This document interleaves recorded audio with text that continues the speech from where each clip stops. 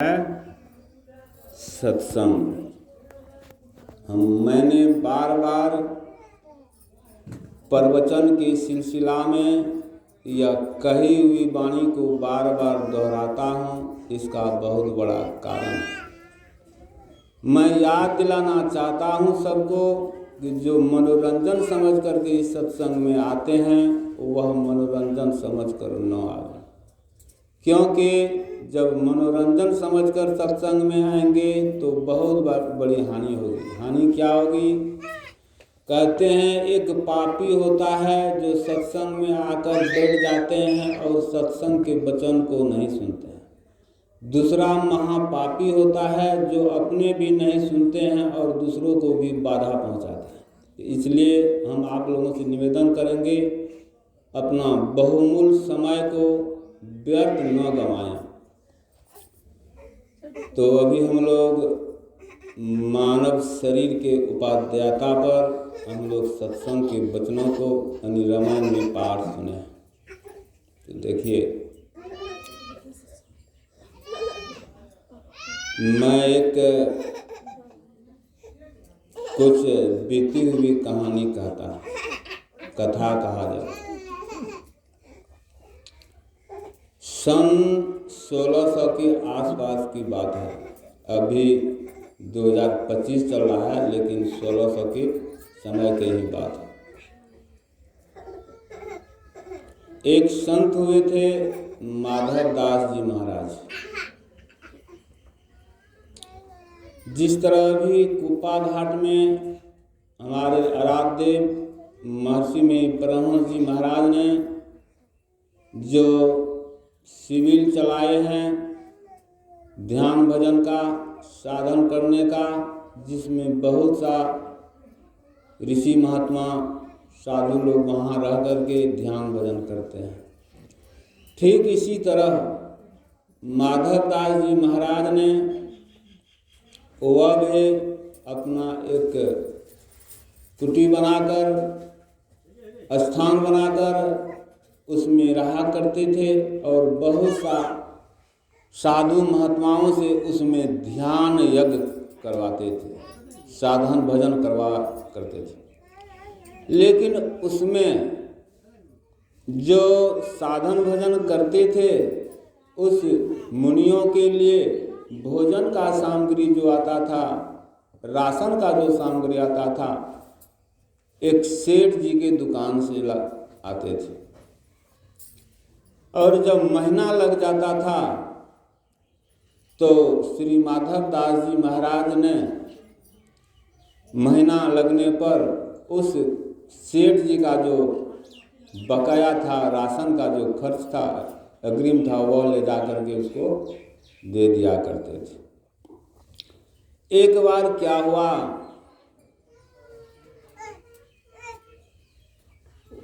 वह सेठ का नाम था सुबोध चंद सेठ क्या करते हैं, अपना भुवन नाम का बच्चा को यानी अपना बेटा को, जिसका नाम भुवन था, उसको कहते हैं देखो बेटा आज महीना लग चुका है, और महात्मा जो है जो राशन यहाँ से ले जा करके खाता है, आज पैसा देने का समय है। मैं किसी काम से जा रहा हूँ बाहर, तुम समय पाकर उस महात्मा से, माधव दास जी महाराज के कुटी पर चला जाना और राशन जो उधारी गया है वह बिल लेते जाना और उससे वह रकम चुका करके आना। क्या होता है, समय आने पर वह सेठ पुत्र जो था, जिसका नाम भुवन था, उन्होंने माधव दास जी महाराज के कुटिया में जाते हैं। समय लगभग 5 बज रहे थे। जैसे वह कुटिया के में इन करते हैं कि माधव दास जी के आमने सामने जब होता है वह लड़का, तो माधव दास जी महाराज कहते हैं देखो बाबू, तुमने जो अभी हिसाब करके तुम जो यहाँ रकम लेने के, राशन का, उधारी का जो पैसा लेने के लिए तुम आए हो, तुम्हारा हिसाब जो है वह गलत हो चुका है। वह हिसाब को तुम जाओ, उस फलना कमरा में दिए जल रही है, उसी जगह जाओ, रोशनी में तुम अपना हिसाब को फिर से मिला लेना। वह लड़का भुवन क्या करता है, उस कमरा में जाता है जहाँ दिए जल रही थी, रोशनी थी। अभी तो बिजली का जमाना आ गया है, पहले वही दिए सलाई ही चलती थी। तो वहाँ जाता है लड़का, उस रोशनी में जब बैठता है टेबल पर, देखता है रोशनी भी जल रहा है। उस टेबल पर एक किताब रखा हुआ है, जिस तरह किताब यहाँ रखा हुआ है इसी तरह किताब रखा हुआ था, और किताब के ऊपर में ही लिखा हुआ था, जैसे यहाँ लिखा हुआ महर्षि में पदावली, ठीक उसी तरह उस किताब के फर्स्ट में ही ऊपर में ही लिखा हुआ था, गाफिल अजू सोचत नाही, वृथा जन्म गमाए, तेल घटा बाती बुझी, अंत बहुत पछताए। इस बात को, इस शब्द को वह बालक भुवन क्या करता है, बार बार अपने मन में दोहराता है कि गाफिल अजू सोचत नाही, वृथा जन्म गंवाए, तेल घटा बाती बुझी, अंत बहुत पछताए। तो होता क्या है, तर्क वितर्क करता है, लेकिन इस बात को छोड़ करके पहले वो अपना हिसाब मिलाना प्रारंभ कर देता है। हिसाब मिलाता है तो वह लड़का देखता है क्या, इस हिसाब में अगला महीना का जो पैसा मुझे मिल चुका है वह भी इसमें जुड़ गया है। फिर तो उस हिसाब को सही करके फिर वो उस किताब में जो लिखा हुआ था फिर उसको रटता है और मन में तर्क वितर्क करता है। इसमें सोचने की गाफिल अजू सोचत नाही, वृथा जन्म गमाए, तेल घटा बाती बुझी, अंत बहुत पछताए। तो कहते हैं इसमें सोचने की पछताने की क्या बात है। दिए सलाई, दिए में अगर तेल समाप्त हो जाएगा तेल डाल दिया जाएगा, बत्ती अगर जल जाएगी फिर दूसरा बत्ती डाल दिया जाएगा और सलाई से इसको जला दिया जाएगा। तो इसमें सोचने और पछताने की क्या बात है। मन में तर्क वितर्क करते फिर जहाँ माधव दास जी महाराज बैठे हुए थे वहाँ पहुँच जाते और वह हिसाब तो देते हैं उसको और कहते हैं ठीक है यह पैसा जो है तुम्हारा दुकान पर पहुंच जाएगा। तो वह लड़का कहता है कि बाबा मुझे यह बात बताइए, ये छोटी मोटी बात को आप लोग क्यों पुस्तक में लिख देते हैं, कहा कौन सी ऐसी बात है छोटी मोटी। तो लड़का कहता है कि गाफिल अजू सोचत नाही, वृथा जन्म गमाए, तेल घटा बाती बुझी, अंत बहुत पछताए। तो वह लड़का कहता है कि बाबा इसमें पछताने की क्या बात है, दिए सलाई की बात है, उसमें तेल डाल देंगे फिर बत्ती डाल देंगे फिर जला देंगे, पछताने की क्या बात है। संत माधव दास जी महाराज का मन में आया कि बहुत व्यक्ति यहाँ आते जाते रहते हैं, उस पुस्तक पर बहुतों व्यक्ति का नज़र पड़ा है, लेकिन आज तक यह सवाल कोई नहीं किया है। लेकिन आखिर बात क्या है, यह बच्चा 10 वर्ष 12 वर्ष का लड़का, यह सवाल इसका मन में क्यों उत्पन्न हुआ। संत माधव दास जी महाराज क्या करते हैं, वह ध्यान में बैठ जाते हैं, कुछ देखते हैं, कुछ देर के बाद जब ध्यान खोलते हैं तो वह समझते हैं, कहते हैं मन में उसको हुआ यह लड़का तो सेठ का पुत्र जरूर है, लेकिन इसका जो पूर्व जन्म का जो पुण्य है उस पुण्य का आज उदय हो चुका है। इस लाइन को, इस चौपाई को पढ़ने से अब यह लड़का को कितनों रोकने से भी नहीं रुकेगा, क्योंकि जिस तरह नदी में बांध पड़ जाता है पानी तो रुक जाता है, जब पानी ज़्यादा होने पर बांध पुनः जब टूटती है तो पानी का धारा को फिर कोई रोक नहीं पाता है। संत माधव दास जी महाराज के मन में हुआ यह लड़का आज अबोध हो गया है, इसको आज कोई रोकने वाला नहीं है। तब समझाते हैं, देखो बाबू, इस साधारण सी दिए सलाई की बात नहीं है जो उस पुस्तक में लिखा गया है। तब वो लड़का कहता है, बाबा यह कौन सी दिए सलाई की बात है, थोड़ा मुझे भी बता देने की कृपा करें। तो बाबा कहते हैं, यह जिंदगी रूपी, यह शरीर रूपी दिए सलाई की बात है। न पता यह शरीर घाट में छूट जाएगा कि बाट में छूट जाएगा कि हाट में समाप्त हो जाएगा, इस बात को क्या कोई जानते हैं? हम लोग नहीं जानते हैं कि मेरा प्राण का अंत कब हो जाएगा, या शरीर को छोड़कर प्राण कब विदा हो जाएगा, इस बात को कोई नहीं जानते हैं। तो कहते हैं, बाबा तो एक बात बताइए, जिससे इस जिंदगी रूपी गाड़ी का दिए सलाई, इसका तेल समाप्त नहीं हो, बत्ती नहीं जले, इसका उपाय तो कुछ होगा आपके पास? कहा, हाँ बाबू, उपाय तो है, इसके लिए किसी गुरु के पास जाना होगा।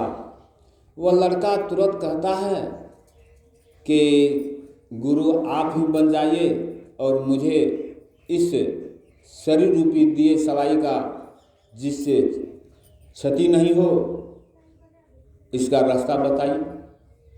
लेकिन संत माधव दास जी महाराज समझते हैं कि इसको अगर हम दीक्षित कर देंगे, इसका पिताजी आएंगे, इसको लेकर चले जाएंगे। इसलिए वह क्या कहते हैं, देखो बाबू, तुम्हें अगर इस शरीर रूपी दिए सलाई को अगर बचाना है, इसके लिए तुमको क्या करना पड़ेगा। जैसे प्रयागराज में अब की बार कुंभ लगा था, इसी तरह कहीं कुंभ भी लगा, कुंभ का मेला लगा हुआ था जो वहाँ से बहुत दूर था। संत माधव दास जी महाराज कहते हैं, भुवन तुम चले जाओ उसी कुंभ मेला में, जहाँ बहुत अच्छे अच्छे बड़े बड़े साधु महात्मा वहाँ आए हुए हैं। किसी संत से तुम वहाँ इस भेद को जान करके तुम अपना इस शरीर रूपी दिए सलाई को तुम अमर कर लेना। लड़का को जैसे ज्ञान हुआ, जिस तरह बंधा हुआ पानी जल बांध टूटने पर छूटता है, उसी तरह लड़का खाना पीना छोड़कर वहाँ से चल दिया उसी कुंभ मेला में। इधर 3-4 दिन हो जाता है, 7 दिन करीब हो जाता है, वह लड़का भुवन सेठ के घर पर नहीं पहुँचता है। भुवन सेठ व्याकुल हो जाता है, मेरा पुत्र गायब हो गया है, कहाँ है नहीं है पता नहीं। लेकिन याद करते करते उनको याद आया कि किसी दिन मैंने उसको भेजा था उस महात्मा के कुटी पर, उसको राशन का पैसा लाने के लिए। पता लगाया, याद किया तो उसका समझ में आया कि उसी दिन से गायब है। वह क्या करता है, सुबोध चंद सेठ चले जाते हैं फिर महात्मा के पास। कहते हैं, महात्मा जी, मेरा अवध बालक आपके पास आया था, जो राशन के लिए, राशन का पैसा के लिए, वह अभी तक मेरा घर नहीं पहुंचा। क्या पता आप उसको क्या किए, कहीं गायब तो नहीं कर दिए पैसा के देने के चलते। संत माधव दास जी महाराज कहते हैं कि सेठ जी ऐसे क्यों बोल रहे हैं, आपका पुत्र तो था, आपका बेटा था, लेकिन अब वह आपका बेटा नहीं, परमपिता परमेश्वर का बेटा बन चुका होगा। कहा, बात क्या हुआ सो बताइए। तो सारी कहानी बताते हैं कि उसका हिसाब गलती था। मैंने कहा उस कमरा में चले जाओ, बत्ती रोशनी जल रही है, उस रोशनी में हिसाब मिला करके तुम तब आना। वहाँ गया, टेबल पर एक किताब रखा था जिसमें लिखा था, गाफिल अजू सोचत नाही, वृथा जन्म गंवाए, तेल घटा बाती बुझी, अंत बहुत पछताए। जिस किताब को बहुतों लोग पढ़ा होगा, लेकिन सबका संस्कार उज्जवल नहीं हुआ। लेकिन आपका पुत्र का नज़र उस किताब पर पड़ा, उसका जो पूर्व जन्म का संस्कार था, उसी वाणी को पढ़ते पढ़ते उसका संस्कार जग गया। जो अभी यहाँ नहीं, वह कुंभ का मेला में चला गया। वही परमात्मा का पुत्र वह बन गए होंगे। तो होता क्या है, वह जाकर के उस थाने का दरोगा था मुसलमान, जाकर के केस कर देते हैं। मुसलमान जाते हैं, मन में मुसलमान दरोगा को हुआ कि अब मैं हिंदू बाबाजी को मैं अब पता चलाऊंगा, मन में तो यह सोचा। लेकिन जब संत माधव दास जी महाराज के आमने सामने होता है, जब मुसलमान दरोगा जो थे, इसका भी दिमाग शांत हो जाता है। सभी बात कहते हैं साधु, यह भी वापिस आता है। तो कहने का भाव यह है कि हम लोग किताब भी पढ़ते हैं, सत्संग भी सुनते हैं, लेकिन रंग नहीं लगता है, बदलाव नहीं होता है। इसका बहुत बड़ा कारण है क्या, हम लोग सत्संग में तो आते हैं लेकिन सत्संग के वचन को सुनते नहीं। जो सुनेंगे नहीं वह समझ नहीं पाएंगे, जो समझेंगे नहीं वह कर नहीं पाएंगे। जिस तरह माँ बहन 36 खाना बनाती है, जिसमें 36 प्रकार का व्यंजन बना देती है, उस व्यंजन को खाने वाले व्यक्ति सुबह से लेकर शाम तक सिर्फ जपेगा। भात दाल तरकारी पापड़ घी अचार दूध दही चीनी इत्यादि इत्यादि व्यंजन का नाम लेने से क्या उसका पेट भर जाएगा? तो वही हम लोगों को बोलने से कुछ नहीं होगा, सुनने से कुछ नहीं होगा, उसको क्या करना पड़ेगा? गुरु महाराज लिखे हैं, इलम है पर अमल नहीं, अमल बिना इलम खाक है जी।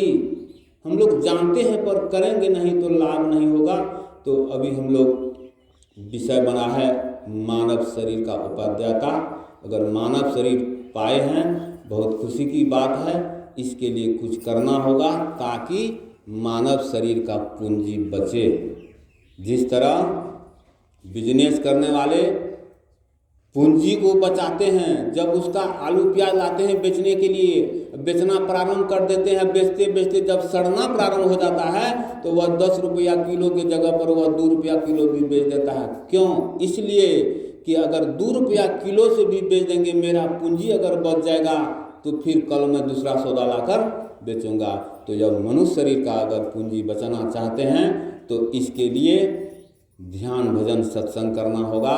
यह उस समय की बात है जब भगवान राम 14 वर्ष वनवास काट करके सीता जी को रावण से छुड़ा करके युद्ध करके मार करके रावण कुल परिवार को, जब वह फिर यहाँ आते हैं राजा बनकर राज चलाते हैं, राज चलाते चलाते उसका मन में हुआ क्या, हम तो अभी राजा हैं, इस समय मेरे प्रजा को कोई दुख नहीं होता है क्योंकि मैं ईमानदार राजा हूँ। लेकिन काम कुछ ऐसा होना चाहिए कि राजा का वचन को प्रजा मानते हैं।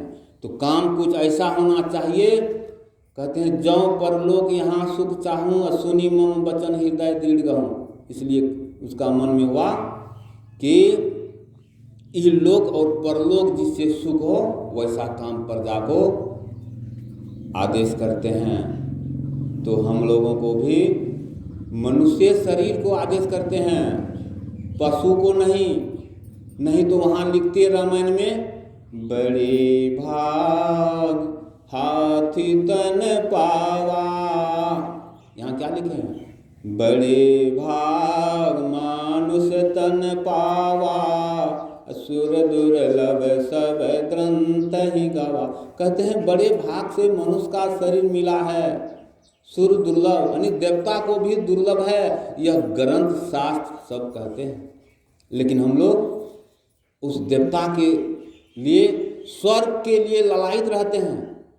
एक बात बताइए, लोहा कै रुपया किलो है? 40-50 रुपया। या चांदी उससे महंगा, सोना उससे भी महंगा। लेकिन हम मनुष्य जो हैं वो क्या हैं जानते हैं? साधु महात्मा मनुष्य का तुलना लोहा से किए हैं, मनुष्य का तुलना लोहा से किए हैं, और देवी देवता का तुलना चांदी से किए हैं, और परमात्मा का तुलना सोना से किए हैं। परमात्मा का तुलना सोना से किए हैं। तो देखिए, मैं बस थोड़ा सा यही सोना लोहा के थोड़ा विश्लेषण करके मैं अपना वाणी को बंद करूँगा। तो लोहा और सोना, मनुष्य का तुलना किससे है? लोहा से। चांदी का तुलना है देवता से, सोना तो खुद परमात्मा से है। तो कहते हैं अगर हम लोग कर्म अच्छा करेंगे तो स्वर्ग जरूर जाएंगे। और स्वर्ग का भी भोग क्या है? पुण्य छीन सोई देव, देवता भी जो स्वर्ग में है सब भी नहीं रहेंगे। पुण्य छीन सोई देव, स्वर्ग से नरक में आवे, अब भर में चारों खान पूर्णता ही नहीं रिझावे। तो क्या होता है? हम लोग स्वर्ग के लिए मरते हैं, साधु महात्मा स्वर्ग पर खखार करता है, थूक फेंकता है, ठीक है। तो देखिए लोहा तो 40-50 रुपया किलो है, लेकिन एक पारसमणि पत्थर होता है, लोहा भी ले लीजिए किलो, चांदी भी 1 किलो ले लीजिए, और सोना भी 1 किलो ले लीजिए। उस पारसमणि पत्थर को उस लोहा में भी सटा दीजिए, चांदी में भी सटा दीजिए, सोना में भी सटा दीजिए, तो लोहा क्या होगा?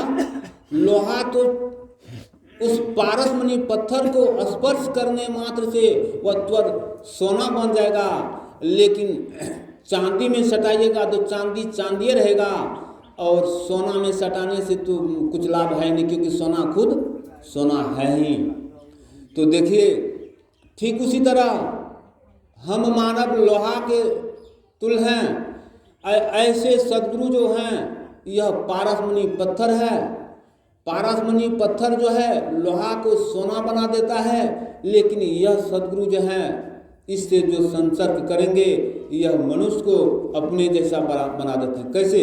जिस तरह एक भृंग होता है कीड़ा, वह भी कीड़े है, और दूसरा कीड़ा को वह भृंग पकड़ लेता है, ठीक है, लेकिन उसको पकड़ लेता है, इस तरह से जकड़ लेता है कि जब तक उस कीड़ा को भृंग अपने जैसा नहीं बना देता है तब तक उसको छोड़ता नहीं है। ठीक उसी तरह अगर हम लोग सत्संग में आते रहेंगे, सत्संग के वचन को सुनते रहेंगे, जब ज्ञान हो जाएगा तब ऐसे सदगुरु के चरण शरण में जाएंगे, तो हम लोगों को तब तक वह नहीं छोड़ेंगे, अपने चरण से दूर नहीं करेंगे, जब तक कि वह अपने जैसा नहीं बना लेंगे। तो इसलिए हम लोगों को सत्संग में आना चाहिए, सत्संग के वचन को सुनना चाहिए, और उसमें कुछ करना भी चाहिए, सुनने से नहीं होगा। कहते हैं सुनिएगा मन से तो समझिएगा, समझिएगा तो कीजिएगा। मैं यही 2 शब्द आप लोगों के बीच में रखा हूँ। जो अच्छे शब्द मेरे मुख से निकला है वह गुरु महाराज का चरण का प्रसाद है। जो गलत शब्द निकला होगा वह मेरे अंदर जो अहंकार है, विकार है, जो पाप है, उसका परिणाम होगा। अब आगे हम कमलेश्वरी बाबा से सुनेंगे तो विशेष लाभ होगा, क्योंकि सूरज के आगे जब दिए दिखाएंगे तो यह शर्म की बात है। श्री सद्गुरु महाराज की जय।